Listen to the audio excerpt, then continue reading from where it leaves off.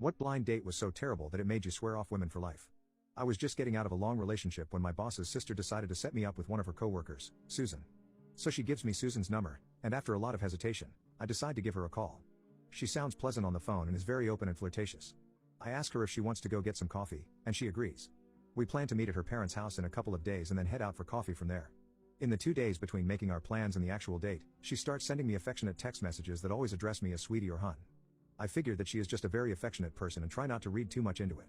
When the day of our meeting arrives, I go to pick her up, and she looks stunning.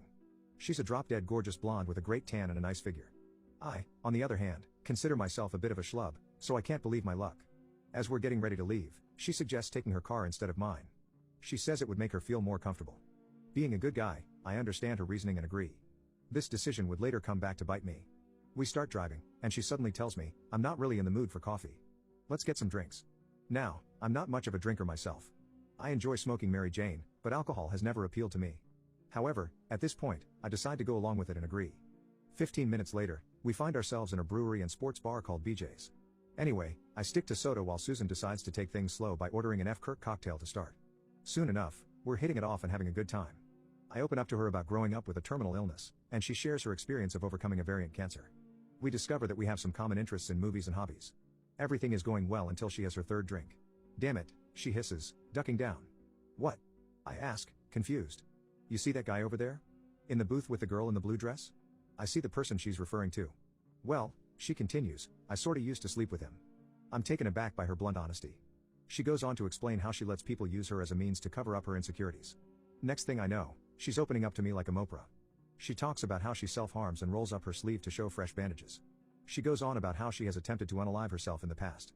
Then she reaches across the bar to hold my hands, looks into my eyes, and says, you know, I feel a real connection to you.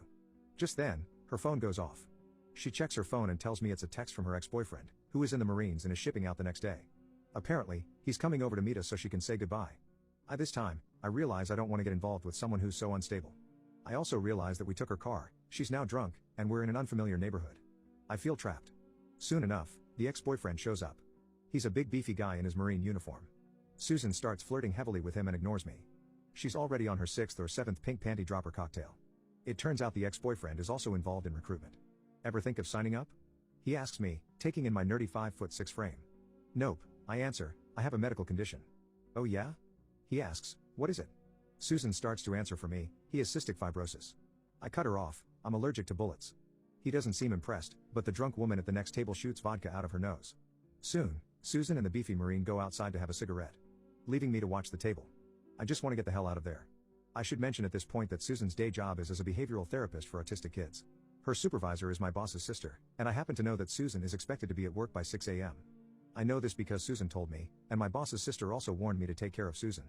At this time, it's already past midnight. Eventually they return from their cigarette break or more likely, some other activity in the back seat. I decide it's time to try and get Susan's car keys from her so I can get back to my own car. Nope. No one drives my car but me, she says. Damn it. I weigh my options and for some reason decide that it can't be more than 5 or 6 blocks back to her place, so she might be fine to drive that short distance. And if all else fails, I'll just tuck and roll out of the moving car. I get her to her car, and we start heading back. Suddenly, she looks up in her rear view mirror and screams, cops. She randomly swerves down a side street, zigging and zagging at high speed through residential neighborhoods. I glance behind us only to see no police car. Finally, she decides that we lost them and heads back to her place. You might think the story would end here, but it didn't. As I'm trying to make my getaway, she asks me to drive her back to the bar. If you don't, I'll drive back drunk. Then I'll drive home even drunker and probably get into a crash and die, she tells me. Fine. Screw it. Whatever. I agree to give her a ride. But before we can get into my car, she informs me that she needs to pee. I assume she'll go inside the house, but I'm wrong. This girl hikes up her skirt, pulls her thong aside, squats down, and proceeds to urinate on the sidewalk right in front of me. I immediately spin around, avert my eyes, and mumble an apology, as if her unexpected public urination was somehow my fault. It's okay, she says, you can watch. I don't mind. In fact, I kind of like it. I decline her offer. Finally, I get her into the car and start driving back to the bar. On the way, she grabs my hand and forcefully places it on her crotch. She starts telling me how she feels a real connection to me, saying, I don't want to say soulmates, but have you ever seen the movie The Notebook? I tell her I haven't. Oh, well, it's kind of like that, she says. Throughout this whole ordeal.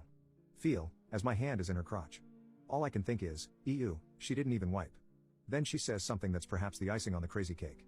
Big peen, she says, the last time I felt this way about someone, and they didn't feel the same way. She lets out a little laugh. I tried to unalive myself. That's it. I need to get this crazy woman out of my car. I pull into the parking lot, pull up to the curb, and try to get her out as quickly and politely as possible. Can I kiss you? She asks. No, I would feel a little uncomfortable with that, I tell her. Well, what about just one on the cheek? She pleads. I figure, fine, anything to get her out of the car. I lean over and offer my cheek, but she grabs my head and, like a face hugger from Aliens, jams her tongue down my throat. I start to flail around. She finally releases her death grip, probably after depositing some eggs, and exits my car. Before she leaves, she leans down and says, I really messed things up tonight, didn't I? You'll probably never call me again. No, I lie like a steaming pile of poo. I then got the hell out of there. The next morning at work, I told my boss this crazy story. Suddenly, I received a call from his sister. Susan didn't show up for work that morning. She isn't answering her phone, and her parents say she didn't come home either. Everyone wants to know what I did with Susan. Great. The crazy girl goes missing, and I was the last person to see her, with her DNA dried on my passenger seat. I'm going to jail. Eventually, she turns up, claiming that her phone had died and that she had spent the whole night at the hospital with her grandfather, who had a heart attack. I know all of this is BS, of course. But whatever, at least I don't have to deal with her. Or so I thought. That's when the voicemail started. Tearful, jarring sob saying, I just wanted to say hi to you. And hey love, why aren't you answering my calls? And my favorite, what did I do? Finally, about a month later, she gets the hint and leaves me alone. However, that weird date to this day has ensured that I never go on a blind date again. I'd rather be single for the rest of my life. My toxic husband treats me like a dog in our home and claims I'm a filthy thief. When I began dating my significant other, his ex-wife told him that my ex-brother-in-law had told her I was a gold digger. That I would use him for his money and wanted to be a stay-at-home mom like she was, living off his income. First of all, I've literally worked since I was 18, and when he met me I had been living on my own, single, for 5 years. He let it go and things were good. Fast forward 3 months, I got pregnant with our son. At the time, I was working at a small insurance company as an agent, but I had a degree in English with all intentions of becoming a teacher someday. The doctors took me out of work at 35 weeks due to several issues with the pregnancy. Our son was born healthy and we had just moved into the home my significant other had purchased the week before his arrival. The Friday before I was to return to work from maternity leave I was laid off. My significant other told me to file for unemployment and do whatever it takes to teach. This was something we had both talked about throughout my pregnancy because I would be home with our son more and have summers off with him. He knew it's what I had wanted all my life. So I filed for unemployment and took 8 classes that summer at the university I received my undergrad at. These were the basic teaching courses needed to get a residency license. I was bringing in around $250 per week unemployment and was able to get food stamps, so I was buying groceries for the 3 of us, plus his 3 older children and one of my older kids. He constantly stayed on me for money, to pay my rent, that I didn't contribute enough to the household. I literally borrowed money from his mother to pay him rent that summer. He began to throw what his ex-wife had told him back in my face. I think we had a different view of what a teacher is. He apparently wanted me to be some cute kindergarten teacher, full of puppy dogs and rainbows, but I didn't want to teach elementary. I wanted to teach older kids and make a difference where I was needed the most. My BA degree is in English literature. I wanted to be in the highest need area, so I decided to teach middle school. Instead of puppy dogs and rainbows, I wanted the emotional teens struggling to find themselves. Since I started teaching, it's been non-stop ridicule about how I should have chosen elementary and he doesn't know any other teachers that have to bring work home and I make it harder than it has to be, belittling my career every chance he gets. When I started teaching I was paying him around $900 per month rent. He makes a 6-digit salary annually. I only make about a quarter of what he makes. Over the years, I have gotten change here and there from his change jar for drinks at work, gas, and so on. He would laugh about it. The fights about money have continued and I even moved out at one point for 2 years, spent thousands to move and get back on my feet and never took him for child support. My parents kept my little guy and he paid a small amount for him to attend a church preschool. I've had our son on my insurance his entire life. I paid him rent here and there when I moved back in, but I honestly didn't prioritize it because I thought it was bullcrap. The state I live in teach and passed a legislation that teachers can no longer get paid over 12 months, so we are not paid over the summer. I am still in college courses and have not saved to cover me over the summer. Not to mention I have all of my bills in my name and pay them, phone, insurance, car, and so on. I have nothing in his name he has to pay for. He has always put bills along with change in his change jar and I use some over the summer for food for our son and I, gas, detergent, and other necessities. He works out of state all week and is only home on the weekend, so I had to make it all summer with our son. Things cost money. He would occasionally send me money for things. When I asked, but it always came with a lecture about budgeting. Hard to budget when you have literally $0. But I know he has known over the years that I would get money from the jar because he would laugh and joke about it. Fast forward to last week. He made a comment about the change jar and I said, you know I take money here and there if I have none. Well, all hell broke loose, and now I'm a thief that can't be trusted. He made me move all of my belongings to the guest room, and my shower stuff in the guest bath, and I was told to never step foot in his room again or touch his things. And then last night when I told him I was being treated like a dog, he said it's all about me not contributing to the household and that his ex-wife was right. He said he should have listened to her. He said I don't deserve to call his house my home, I can't be trusted and contribute nothing to the house. Every decoration in this house is mine from before we got together or after. I also take care of our son 24/7 unless he's in town, and he said because he does things for him when he's home I can say that is a contribution. I used to cook every night, but he and his kids didn't like anything I cooked, so I stopped. I used to clean the entire home, 2-story, 6-bedroom, 3-bath, and he complained it took me too long or I didn't do it the way he would have, so he now pays my sister to clean when he has 3 perfectly capable teens here that don't lift a finger and do no wrong. So all of this is always thrown in my face constantly. I've been belittled so much over the years I feel at fault and unworthy of love and respect now. My husband has been acting very creepy towards our nanny. My husband made our nanny quit. My husband and I have been married for 4 years. The marriage was arranged, but I would say I fell in love with him about a year after we got married. About a year ago we decided to hire a nanny when I was pregnant with our second baby girl. The nanny is 18, and is amazing with our girls. She has helped me so much during the last few months of my pregnancy and especially postpartum. I didn't have anyone to confide in as none of my friends have ever been pregnant and my mom is dead, and I hate my mother-in-law. Our nanny has so much experience and was so amazing to me. She made me amazing soups and stews from her culture that were made to help pregnant women. Our nanny and my husband only met once, and that was during our Zoom meeting, and they have never met after that. Since she gets here after my husband leaves and leaves before he comes back, they've never crossed paths before. 3 weeks ago my husband and I got really sick, and so my husband stayed home from work. Due to how sick I was, I forgot to relay this information to our nanny. Our baby has been extremely clingy the past few months and will cry if left alone. I usually bring her in the bathroom with me, but the bathroom downstairs is much smaller, so our nanny can't do that as comfortably. She decided to just start using the bathroom with the door cracked open and would give our baby a toy outside so she's not tempted to come in but can still see her. I'm aware of this and am fine with it since it's only us girls home. While my husband was home, unbeknownst to her, she went to use the bathroom with the door open and my husband saw her. She completely freaked out and apologized profusely. She was wearing a romper, so she was almost completely unclothed when he saw her. I had no issue and apologized to her that I forgot to let her know my husband was home. Everything was fine, but I sensed she was extremely uncomfortable, which I kept apologizing for. The next few days my husband started going to work late and coming home early, to which there would be more interactions between him and the nanny. When I hired our nanny, one of the things she told me was that she wasn't comfortable with adult men in the house, which was not a problem since our arrangement didn't allow it. When he would see her, he kept trying to make personal conversations which our nanny redirected to the girls. Last week, she spoke with me and reminded me of the agreement we had, which was no adult men in the house, and that she was uncomfortable. I completely understood where she was coming from. I spoke with my husband and he apologized to her and me. The next day he went to work normally, then 2 days later he told me he had to work from home since his office is getting worked on. We talked to our nanny and my husband told us that he would stay upstairs the whole time, which worked for the rest of last week. Monday he accidentally forgot his coffee and went to get it while our nanny was there. He was asking her personal questions. He asked her how was her weekend, to which she responded good, and then he had the nerve to ask her if she saw her boyfriend. She responded no and that she didn't have one. He went on to ask her what type of men she was into, so I went downstairs quickly to stop it and apologize to our nanny. When we got upstairs I yelled at him for talking to her like that and reminded him what he agreed to do, and that was to stay away from her. I noticed he was monitoring the nanny cam a lot and he told me he was just checking in on the girls. Yesterday I had a really bad stomach ache because I'm lactose intolerant and my husband accidentally put whole milk in both of our coffees. I asked him to go in the day with the nanny and lock up the door after her. Unbeknownst to me, he started asking her what type of men she was into again, and was telling her how he would be open to dating black women before and is into them. Our nanny is black. And equally problematic. I'm not. He also jokingly grabbed her shoulders to pick her up and move her aside to get to the fridge. Why he didn't say excuse me is beyond me right now. Last night our nanny tried calling me, but I was sleeping because I took some medicine for my stomach. I woke today to see a text from her that she was quitting because she didn't feel comfortable coming to the house anymore. I texted and called her and she hasn't picked up. I'm beyond angry at my husband and took some time to calm down, but really I can't. I don't think I can replace her and truly I don't want to. I don't want to start this all over again. I need to talk to my husband. I helped my brother's ex get brutal revenge on him. My brother is a violent, manipulative piece of crap to everybody in his life. I'd always been very close to him since we were so close in age.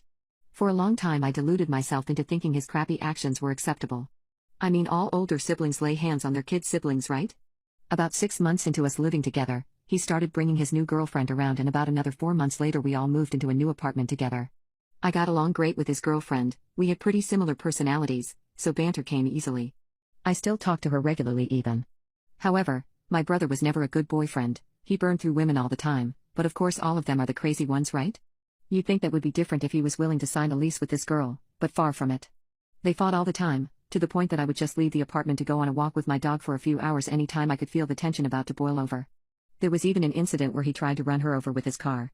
There was also a time that he chased her around the house with a knife when she suggested he stop taking steroids as they make his anger issues worse. Eventually they broke up, and he forced her out of the apartment somehow despite her being on the lease. This was fine, I guess. Bummer that I almost lost a friend since he threw a tantrum anytime she showed up to get some of her things, or even just to visit. It wasn't much longer until we got new neighbors, two 18-year-old G-Earls and a couple of guys around 21. My brother made fast friends with them. Only problem, these four were homophobic and racist Trumpies. For almost the entire time we lived together I had a dumb joke painting of a Tumblr quote I made hanging in the living room. One day I noticed it was suddenly sitting on my desk when I got home from work. Whatever, maybe the command strip wore out, so I hung it back in its place. The next day I got home and lo and behold, the painting was back on my desk. I walked out to the living room to find him and our new neighbors, drinking and engaging in an unsavory conversation. I asked him, "What's up with the painting?" Instead of my brother answering, I heard from one of the girls, "Some people don't want to have that gay stuff shoved in their face." Immediately I asked her to leave, because I won't go back in the closet, not for anyone. She refused, so I got a little mad. After the third time asking her to leave, my brother started claiming that he just doesn't like the painting. That he's had a problem with it for a year and a half but never told me. Things rapidly escalated. My brother lunged at me in his intoxicated state. By the end of the next hour, I had a broken nose, and two massive breaks in my eye socket. He got a small bruise on the back of the head from a flimsy curtain rod I attempted to defend myself with. The cops were called, of course, and somehow despite the obvious physical indicators of who's the bad guy, I was the one who ended up in jail that night because I used a weapon, the flimsy curtain rod. My mom picked me up in the morning and took some of my things and my dog from the apartment. I've been living with her since. One day I was using my mom's phone for something about a week later, and saw a text from my brother about his plans to throw a party in his apartment for his birthday. I was enraged. How dare he act like he didn't just lose the one person who stuck by him despite his disgusting actions for years. So I devised a simple, but effective revenge plan. I called up his ex, who was still living in the same city, and asked her to swing by the apartment complex to see if he was doing what I suspected, serving alcohol to people under 21. She was more than happy to oblige after his abuse, manipulation, and the fact he decided to rope her made her more than happy to comply. The night came and we kept in contact, and she confirmed that a ton of people were there, including the two under 21 girls. So we enacted phase 2. She called the police. I had to mostly stay out of it due to the protection order the city put against me while my case was being settled. Normally I detest calling the police on a party, but goddammit I was angry. By the end of the night, he was facing charges for serving 5 under 21 people, he was facing a fine he couldn't afford to pay, and eviction due to the multiple incidents involving police. My girlfriend's abusive ex refuses to leave us alone. I decided to have a sit-down talk with my girlfriend. I asked her why she was really texting her abusive ex. She said that she needed someone to talk to about life and vent, and apparently he's a better choice for that than I am. I also was shown all of the messages. She didn't bother trying to delete anything as it would show that it had been. But he was clearly trying to drag her back or break apart our relationship. Subtle flirting and even some knight in shining armor bullcrap. He flat out insulted me in a text message, and she did not bother to even acknowledge what he said. Later, she told him she thinks I cheated in the past with my former boss, because I sent her and my manager memes about work. My former boss is my cousin. I read multiple messages from the ex on how he would have hospitalized me if he was still in town, how he was so upset about her that he put holes in his wall. How he would never cheat on her, even though he cheated 3 times. She didn't tell him we had gotten it sorted out, that I proved to her that I had never in fact cheated. She didn't tell him anything to dissuade him or diffuse the situation after he had threatened me like that. Whether she thought it was serious or not, I was very upset by what I read. I felt like I had no value to her and that I wasn't trusted. No matter what I did for her, it seemed that I wasn't enough. I pressed her and I told her she has 2 options.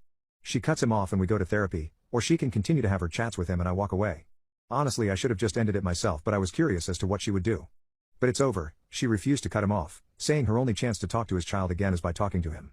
I told her that if a child that isn't even hers and a man who abused her is all she really cares about, then good luck with that. I grabbed my stuff and left.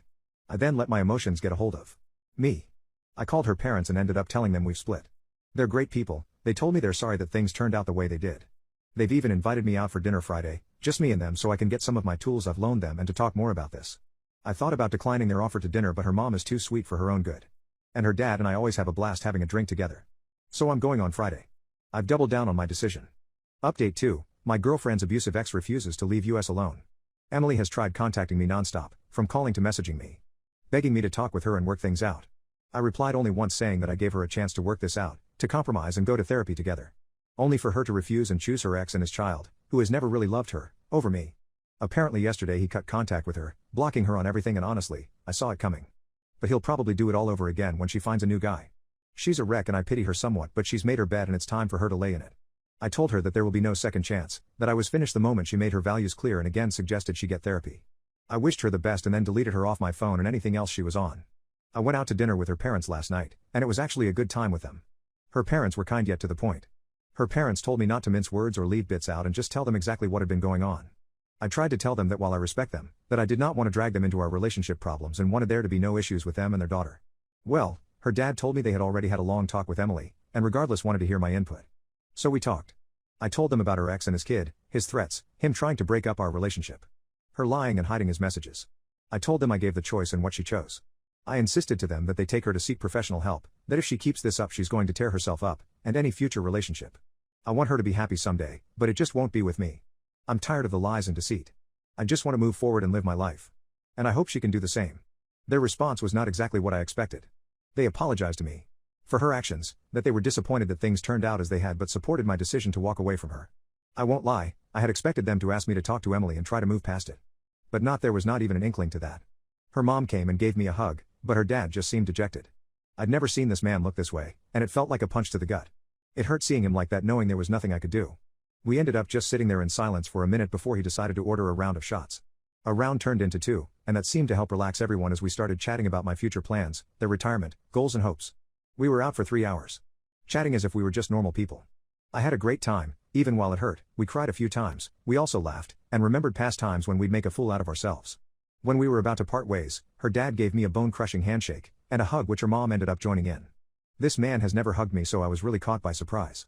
They told me to take care of myself, eat healthy, don't sink yourself in alcohol and just focus on getting through the days. They're going to look at options for therapy for Emily, and recommended that I do the same.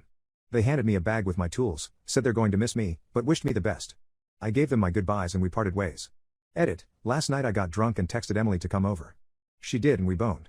I've no idea what to do now.